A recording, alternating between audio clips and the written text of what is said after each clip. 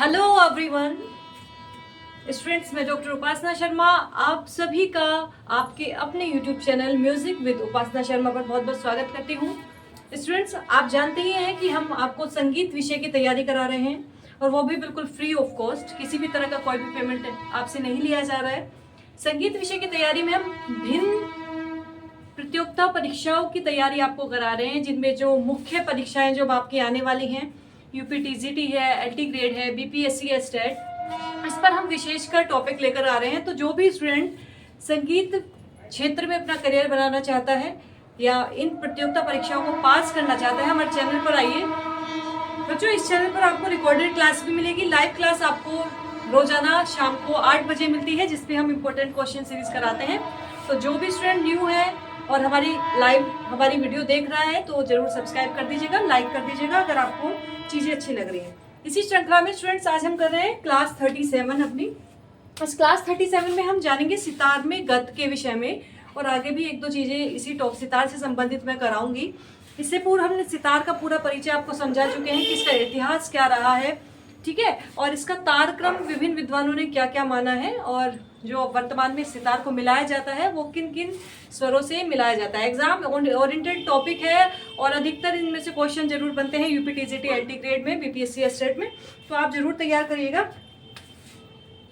अब पहले जान लेते हैं कि गत क्या होती है ना। अब हम गायन वाले जो स्टूडेंट हैं वो हम क्या पढ़ते हैं, बंदिशें, ख्याल, ये सब चीजें पढ़ते हैं, लेकिन सितार में क्या उनको बोला जाता है, गत बोला जाता है। तो गत क्या होती है, किसी एक ऐसी डेफिनेशन जिससे गत समझ में आ जाए। तो याद कर लीजिए, किसी राग के स्वरों में, किसी राग के स्वरों में सितार के बोलों की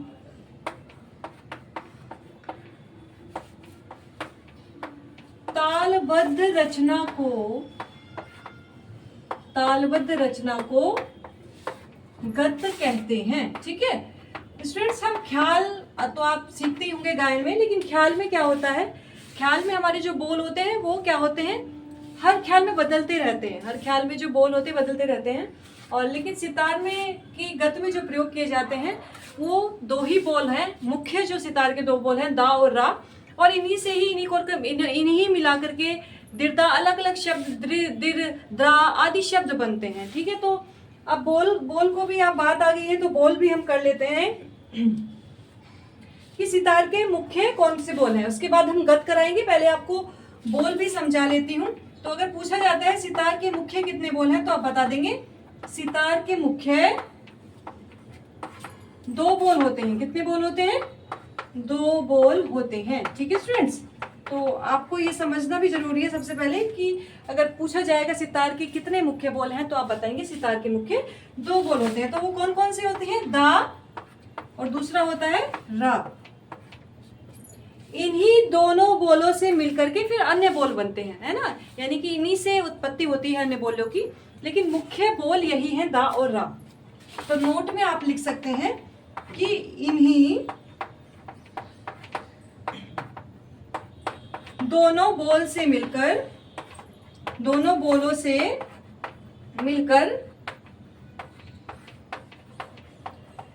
अन्य बोल बनते हैं, ठीक है। तो संख्या अगर आपसे पूछी जाए सितार के बोलों की तो 2 ही बताएंगे, चाहे हम कितने ही बोल यूज कर रहे हैं, चाहे हम कितने ही बोल अपने गायन में यूज कर रहे हैं, गत में यूज कर रहे हैं, लेकिन सिंपल वे में आप 2 ही बोल बताएंगे, दा और रा, और इन्हीं से ही क्या होती है, अन्य बोलों की उत्पत्ति होती है। तो सबसे पहले दा को समझ लेते हैं कि दा को हम कहां पर बजाते हैं। पहला बोल जो है सितार का है दा। तो दा को हम किस प्रकार कहां पर बजाते हैं, ये इसे सर्वप्रथम दा को कहां पर बजाया जाता है, सर्वप्रथम पहला तार कौन सा होता है, मध्यम से मिला हुआ होता है ना, मध्यम का तार होता है ना पहले। तो प्रथम तार, आप हमारी वीडियो देखेंगे तार का क्रम, सितार के जो तार है उनका क्रम, उसमें आपको पता चल जाएगा पहला तार किससे मिलाया जाता है, दूसरा तार किससे मिलाया जाता है। तो सर्वप्रथम जो पहला तार जो होता है वो जो मध्यम का तार होता है उस पर मध्यम के तार पर भार की ओर से प्रहार करके मिजराब वाली तर्जनी उंगली को अपनी तरफ लाते हैं। दा बोल कैसे बजाते हैं हम ये जान रहे हैं। अपनी तरफ लाते हैं तो दा बोल निकलता है। ठीक है, अब इसमें से बच्चों कई क्वेश्चन बन गए। इसमें से ये भी बन गया कि दा बोल जो होता है वो कौन से तार पर बजाया जाता है, तो आप बता देंगे पहले तार पर बजाया जाता है। फिर ये भी पूछा जाएगा कि बाहर से अंदर की ओर बजाया जाता है या अंदर से बाहर की ओर। तो कई बार ये पूछा जाता है आकर्ष क्रिया इसमें होती है या अपकर्ष क्रिया होती है। तो दा बोल को बजाने के लिए हम जो पहला तार होता है, पहले तार को क्या कहा जाता है, बाज का तार भी कहा जाता है। ठीक है, बाज का तार। तो बाज के तार पर बाहर से हम बाहर की साइड से आएंगे प्रहार करके और अपनी तरफ लाएंगे तो वो दा बोल बज जाएगा। ठीक है, तो ये भी पूछ लिया जाता है कि दा बोल किस तरह से बजेगा। तो अलग अलग क्वेश्चन बन जाते हैं, आपको पूरी तरह से इसको याद रखना है। ठीक है, तो ये जो बाहर से अंदर की ओर जो प्रहार करके जब हम आते हैं तो इसको कौन सी क्रिया कहते हैं, आकर्ष प्रहार इसको बोलते हैं बच्चों, ये ध्यान रखना है। आकर्ष प्रहार या फिर आकर्ष क्रिया। सितार में कौन सी क्रिया है, आकर्ष क्रिया। जब बाहर से अंदर की ओर हम उंगली से या मिजराब से किसी भी बोल को बजाएंगे तो वो हमारी क्या कहलाएगी, आकर्ष क्रिया कहलाएगी, बाहर से अंदर की ओर। ठीक है, और दा के बाद जो दूसरा बोल है उसको जान लेते हैं। जो दा के बाद जो दूसरा दूसरा बोल है वो है रा। ठीक है, वो कौन सा बोल है, रा बोल। ठीक है, रा बोल है, यह दा का उल्टा, मतलब जो दा में हमारा क्रम चला बाहर से अंदर की ओर, इसमें उल्टा हो जाता है। यह दा बोल का उल्टा होता है और इसको क्या बोलते हैं, अपकर्ष प्रहार बोलते हैं। ठीक है, अपकर्ष प्रहार।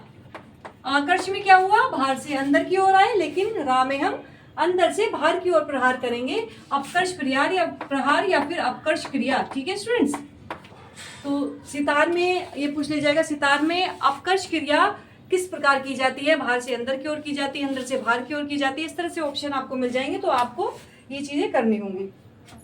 तो यह अपकर्ष क्रिया कैसे होती है, यह अंदर से बाहर की ओर प्रहार होता है, अंदर से बाहर की ओर प्रहार होता है और इस क्रिया से रा बोल निकलता है। ठीक है स्टूडेंट्स, रा बोल निकलता है। स्टूडेंट्स, अगर आपको हमारी वीडियो बिल्कुल अच्छी लग रही हो, समझ आ रही हो, तो कमेंट जरूर करिएगा। जो नए स्टूडेंट्स हैं वो सब्सक्राइब जरूर कर लीजिए चैनल को, क्योंकि इस चैनल पर बिल्कुल फ्री ऑफ कॉस्ट आपको चीज़ें मिल रही हैं। इसके साथ साथ हम हर संडे टेस्ट भी आपको प्रोवाइड करते हैं। हर संडे आपको टेस्ट दिया जाता है, जिससे आप जान सकते हैं कि आपकी तैयारी कितनी है। तो टेलीग्राम ग्रुप पर हम उस टेस्ट का लिंक डालते हैं, तो जो भी स्टूडेंट टेस्ट अटेम्प्ट करना चाहता है वो टेलीग्राम ग्रुप में ऐड हो जाइए। इसका लिंक आपको टेलीग्राम ग्रुप का हमारे चैनल के डिस्क्रिप्शन में मिल जाएगा, या पोस्ट सेक्शन में जाएंगे तो उसमें भी मिल जाएगा। ठीक है स्टूडेंट्स, तो दा और रा दोनों बोल आपको समझ में आ गए। आकर्ष और अपकर्ष क्रिया का कई बार पूछा जाता है, और सितार के बोलों को भी पूछा जाता है संख्या में, तो आप वो अच्छी तरह से कर लेंगे। इसी तरह जैसे मैंने बताया आपको, मुख्य बोल दा और रा होते हैं, लेकिन जब दा और रा को हम एक साथ मिलाकर गाते हैं तो वो कौन सा बोल निकलता है, ये भी आपको बता देती हूँ।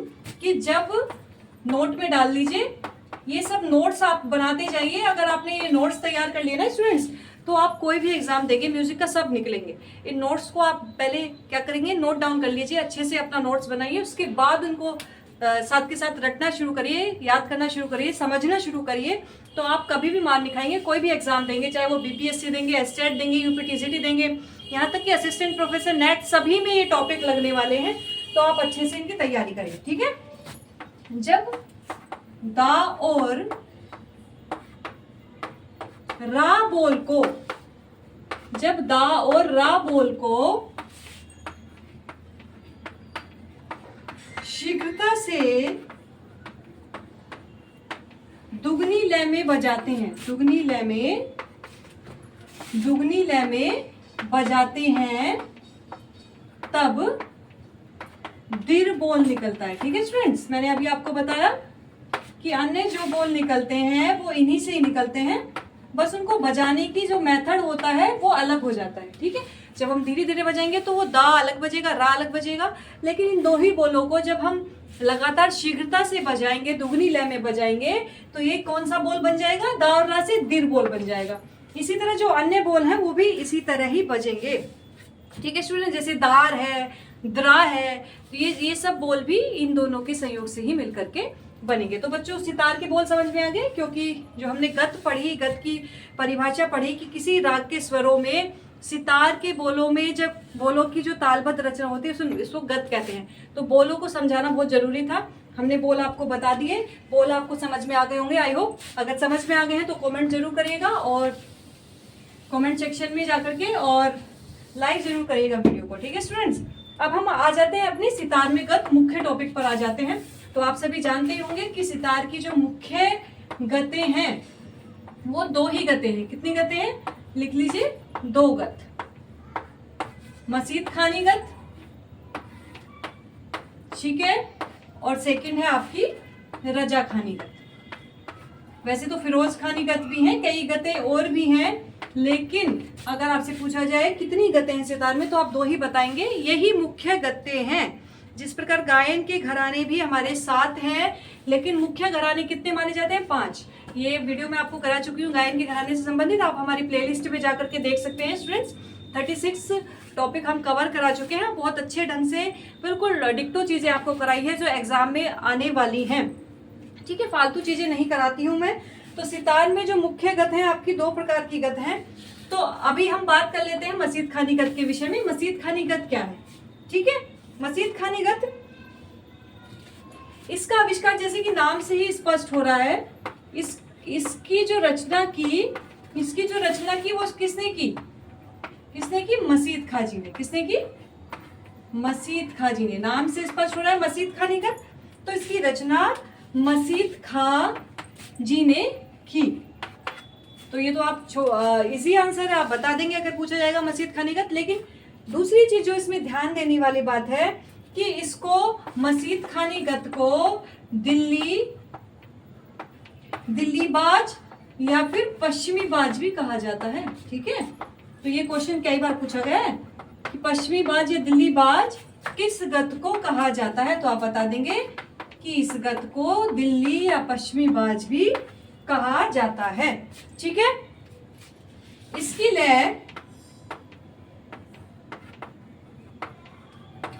लय विलंबित होती है ना।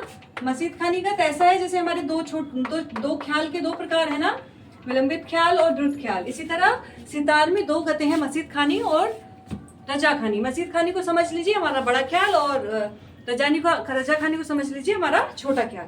तो उसी तरह ही हमारी गत होती हैं। तो मुख्य चीजें इसमें क्या है कि इसको दिल्ली बाज या पश्चिमी बाज भी कहा जाता है। वैसे मसीद खां जी ने ही इसकी उत्पत्ति की थी। ठीक है बच्चों, अब इसके बोल हम जान लेते हैं। जो बोल अधिकतर पूछे जाते हैं मसीद खानी गत के, इसके लिए विलंबित होती है, ये आपने जान लिया। अब इसके जो बोल मसीद खानी गत में जो बोल प्रयोग किए जाते हैं, इनसे क्वेश्चन अधिकतर बनता है, तो आप इसको बिल्कुल ध्यान से याद कर लेंगे। इसके बोल जो होते हैं वो दिर्दा, राधा, दारा। ठीक है, याद कर लेंगे मसीद खानी गत के बोल दिर्दा, राधा, दारा। ये कई बार पूछा गया है कि दिर्दा, राधा, दारा ये किस गत के बोल हैं, सितार की कौन सी गत में ये बोल यूज किए जाते हैं, तो ये मसीद खानी गत में प्रयोग किए जाते हैं। इसकी गतें किस ताल में होती हैं ये भी आप ध्यान रखिए। मसीद खानी गत जो होती हैं वो अधिकतर किस में मिलती हैं? अधिकतर 3 ताल में मिलती हैं बच्चों। किस में मिलती हैं? 3 ताल में मिलती हैं। लेकिन इसकी कुछ गतें झपताल वह एक ताल में भी मिलती है, ये भी आपको ध्यान रखना है, ठीक है। अधिकतर तालें इसको 3 ताल में ही होती है, जैसे कि आप देखते हैं ना अपना छोटा ख्याल हम जो देखते हैं, या बड़ा ख्याल भी अधिकतर देखते हैं हम, विलंबित ख्याल, वो अधिकतर क्या होता है, एक ताल में निपत होता है। वैसे तो अलग अलग तालों में भी गाया जाता है, भाई तिलवाड़ा में भी गाया जाता है, आड़ा 4 ताल में भी गाया जाता है, झूमरा में भी गाया जाता है, लेकिन जो मुख्यतः देखने को मिलता है हमारा एक ताल में ही विलंबित ख्याल देखने को मिलता है। तो इसी तरह मसीद खानी गत 3 ताल में ही अधिकतर देखने को मिलती है, ठीक है। यह कौन सी प्रकृति है इसकी, इस गत की कौन सी प्रकृति होती है, गंभीर प्रकृति की गत होती है। तो कई बार ये भी पूछ लिया जाता है कि मसीद खानी गत की जो प्रकृति होती है, तो आप अपने हिसाब से नोट्स बनाइए। मैंने पॉइंट टू पॉइंट आपको लिखवाया है जो एग्जाम में पूछा जाता है। बहुत ज्यादा मैं रामधुन नहीं लिखवाऊंगी, बहुत ज्यादा लंबा नोट्स नहीं बनवाऊंगी, और इन्हीं नोट्स में से लगने वाला है आपका एग्जाम में, ठीक है। तो नोट डाउन करते जाइए। समझ में आ गया बच्चों, मसीद खानी गत हमारी बिल्कुल क्लियर हो गई। अब इसके बाद बात करते हैं हम रजा खानी गत की। अब रजा खानी गत भी जैसे नाम से स्पष्ट हो रही है बिल्कुल कि रजा खानी गत क्या होगी। रजा खानी गत, रजा खां जी ने जिस प्रकार मसीद खां जी ने उसका आविष्कार किया, उसकी उत्पत्ति किसी तरह रजा खानी गत की भी उन्होंने की होगी। तो इसका आविष्कार या इसकी रचना, आविष्कार कह लीजिए या उत्पत्ति कह लीजिए, किसने की, रजा खां जी ने। किसने की, रजा खां जी ने की, ठीक है। तो इसको द्रुत गत भी कहते हैं, और जो मसीद खानी गत है उसको विलंबित गत कहते हैं, क्योंकि इसकी लय द्रुत होती है। द्रुत गत भी इसको बोलते हैं, क्योंकि इसके लिए विलंबित तो नहीं होती, द्रुत होती है, तो यह चंचल प्रकृति की गत होती है, ठीक है स्टूडेंट्स। अभी जो हमने मसीद खानी गत पढ़ी तो वह गंभीर प्रकृति की थी, और रजा खानी गत चंचल प्रकृति की है गत होती है, ठीक है बच्चों। अब इस गत को किस नाम से बुलाया जाता है, क्योंकि रजा खां जो थे वो लखनऊ से बिलोंग करते थे। रजा खां, कई बार पूछा गया है कि रजा खां कहाँ से बिलोंग करते थे, तो वो लखनऊ से बिलोंग करते थे। तो इस रजा खानी गत को लखनऊ बाज या फिर पूरब बाज भी कहा जाता है, या पूरब बाज भी कहते हैं, ठीक है स्टूडेंट्स। जिस प्रकार मसीद खानी गत को क्या कहा जाता है ना, दिल्ली बाज या फिर पश्चिमी बाज कहा जाता है, उसी प्रकार रजा खानी गत को लखनऊ बाज या पूरब बाज भी कहते हैं, और ये क्वेश्चन कई बार पूछा जाता है, तो आप इसको अच्छे से याद कर लीजिए, ठीक है स्टूडेंट। नेक्स्ट बच्चों, बोर्ड क्लियर दिख रहा है ना। देखो बच्चों, हमारे पास डिजिटल बोर्ड तो है नहीं, तो आप सपोर्ट करेंगे तो बहुत जल्दी हम ले भी लेंगे। तो डिजिटल बोर्ड तो है नहीं, लेकिन हमारे पास कंटेंट ऐसा है कि आप अगर तैयारी करेंगे तो एग्जाम निकलना ही है। ये मैं बिल्कुल गारंटी कर रही हूँ कि अगर आप बिल्कुल तैयारी करेंगे, इन चीज़ों को बिल्कुल याद करेंगे जिस तरह से मैं आपको बता रही हूँ, तो आपका एग्जाम निकलना जरूर है। अब रजा खानी गत के बोल बताइए कौन कौन से हैं। रजा खानी गत के बोल हम जान लेते हैं। रजा खानी गत में जो बोल प्रयोग किए जाते हैं वो प्रयोग किए जाते हैं दिर दिर दिर दा, डैश लग के इस तरह से, आर दा, आर दा, ये इस तरह से बोल उसमें आते हैं, डैश लगा लगा के बोल उसमें प्रयोग किए जाते हैं। तो इस तरह से आप इसको याद कर लीजिएगा। अब इनमें जो वो प्रयोग किए जाते हैं, आलाप प्रयोग किए जाते हैं, जोड़ालाप के नाम से भी उनको जाना जाता है। तो गत बजाने से पहले जो आलाप झाले के साथ बजाया जाता है वो जोड़ालाप कहलाता है। जोड़ालाप क्या होता है, जोड़ालाप क्या होता है, जोड़ालाप इसमें यूज किए जाते हैं। तो गत बजाने से पहले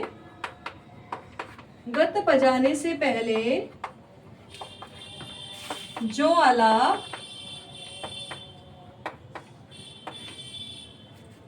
झाले के साथ बजाया जाता है, झाले के साथ बजाया जाता है, वह जोड़ आलाप कहलाता है। तो जोड़ आलाप की अगर डेफिनेशन पूछी जाए तो भी आप बता दीजिएगा, ये सितार से संबंधित है। तो ये जोड़ आलाप आपको याद रखना है कि जोड़ आलाप की परिभाषा क्या है, ठीक है बच्चों।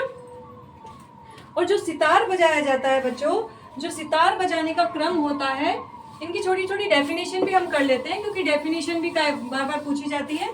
तो जोड़ आलाप आपको समझ में आ गया। सितार का जो क्रम होता है बजाने का, और कई बार इसका क्वेश्चन पूछा गया है कि सितार का जो बजाने का क्रम होता है वो क्या है।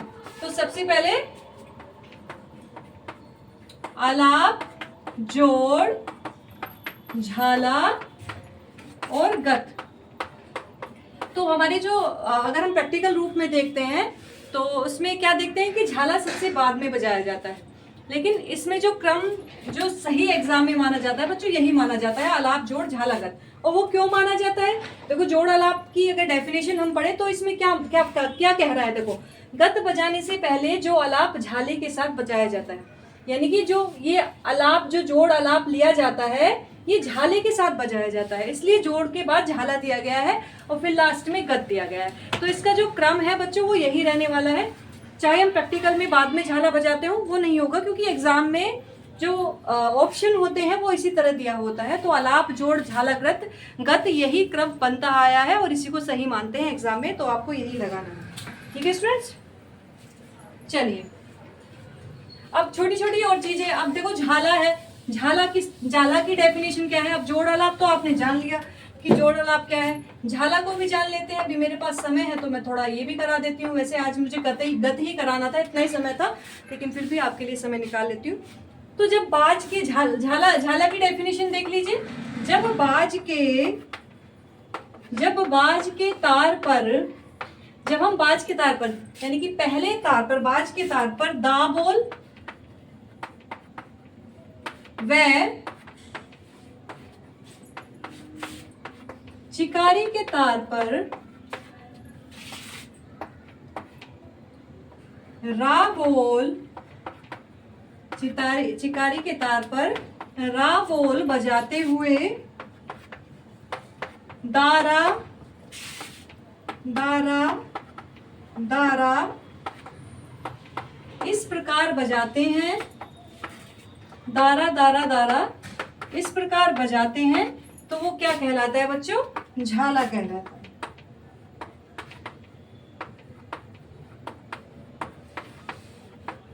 ठीक है, हम झाले की सहायता से ही बच्चों किसी भी स्वर को लंबा कर सकते हैं। जब हम सितार पर किसी भी स्वर को बजाएंगे तो वो झाले की सहायता से उसको हम बढ़ा सकते हैं, लंबा कर सकते हैं। तो अगर ये नोट में लिख लेना ये लाइन कि जब किसी स्वर को किस प्रकार, किसके द्वारा थोड़ा सा बढ़ाया जा सकता है, तो वो झाले के द्वारा बढ़ाया जा सकता है। तो बच्चों, झाला समझ में आ गया कि झाले पर, झाला को किस पे बजाया जाता है। पहले तो ये आप ध्यान कर लीजिए, पहले तार, बाज का तार बजाया जाता है और चिकारी के तार पर। सितार का पूरा तार का क्रम हम आपको बता चुके हैं इससे पहले वाली वीडियो में, तो आप उसको देख लीजिएगा और नोट कर लीजिएगा। ठीक है स्टूडेंट, तो झाला आपको समझ में आ गया। अब इसके बाद एक चीज होती है इसमें कृतन, तो इसकी भी डेफिनेशन आप जान लीजिए, जिसके बारे में बार बार पूछा जाता है। इसका प्रयोग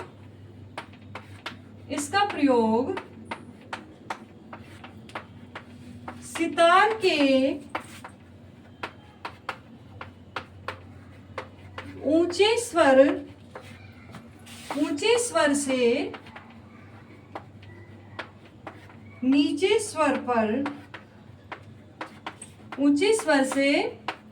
स्वर पर आते समय शीघ्रता पूर्वक किया जाता है। ठीक है, कृतन का प्रयोग कहाँ किया जाता है, समझ में आ गया? जब हम सितार पर कोई ऊंचे स्वर से नीचे स्वर पर आते हैं तो कृतन का प्रयोग किया जाता है। तो ये आपको ध्यान रखना है कि कृतन किससे संबंधित है, ये सितार से संबंधित है। और जब हम ऊंचे स्वर से नीचे स्वर पर आते हैं तो जब इसका प्रयोग किया जाता है। इसमें तार को, इसमें किस प्रकार से प्रयोग करते हैं, नोट में लिख लीजिएगा। इसमें तार को दबाकर एकदम झटके से छोड़ते हैं। ठीक है, तो यही क्रिया क्या कहलाती है, हमारी कृतन कहलाती है। ठीक है, जब तार को हम दबाकर एकदम झटके से छोड़ते हैं तो यही क्रिया हमारी कृतन कहलाती है। तो ये सितार पर हो जाता है, इसी कृत्य को हम कृतन कहते हैं। तो बच्चों, आपको पता चल गया ये सब चीजें, सितार की गत आपको पता चल गई, सितार के बोल आपको पता चल गए और सितार के आपको मुख्य मुख्य जो पार्ट है उनकी परिभाषाएं भी पता चल गई। इससे पहले हमने सितार का परिचय भी करा दिया है। सितार का तार क्रम विभिन्न विद्वानों के अनुसार, जैसे कि पंडित रविशंकर जी जो मुख्य मुख्य हमारे सितार वादक रहे हैं, इमदाद खां, इनायत खां, विलायत खां, निखिल बनर्जी, उन्होंने किस प्रकार से किस नंबर के तार पर किस तार पर किस नंबर का तार प्रयोग किया, वो सब बताया है। तो आप हमारी पिछली वीडियो में जाकर प्लेलिस्ट में देख सकते हैं। ठीक है स्टूडेंट्स, तो आगे भी हम इसी तरह आपको नए नए टॉपिक की वीडियो लाते रहेंगे, आप जरूर देखिएगा। Thank you so much. और उन बच्चों तक शेयर करिएगा बच्चों जो संगीत विषय की तैयारी कर रहे हैं, क्योंकि ये बिल्कुल फ्री ऑफ कॉस्ट चीज़ें हैं।